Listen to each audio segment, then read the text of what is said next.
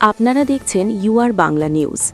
ইরানের নতুন সর্বোচ্চ নেতা মোজতাবা খামেনেই আহত হয়েছেন এবং সম্ভবত তিনি অক্ষম হয়ে পড়েছেন, এমনটাই দাবি করেছেন মার্কিন প্রতিরক্ষামন্ত্রী পিট হেগসেথ।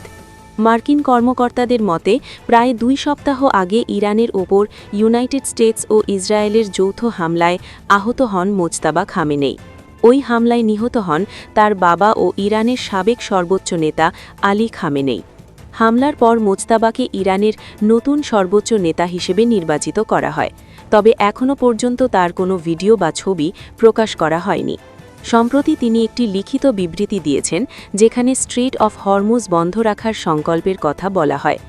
এদিকে মার্কিন প্রতিরক্ষামন্ত্রী পিট হেগসেথ দাবি করেছেন, নতুন নেতা আহত এবং সম্ভবত লুকিয়ে আছেন।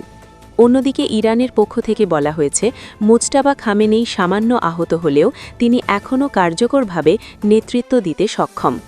প্রায় 14 দিনের এই যুদ্ধে যুক্তরাষ্ট্র ইরানের 6000-এর বেশি লক্ষ্যবস্তুতে হামলা চালিয়েছে বলে দাবি করা হয়েছে। আরও আন্তর্জাতিক খবর জানতে সঙ্গে থাকুন ইউআর বাংলা নিউজের সাথে। ধন্যবাদ।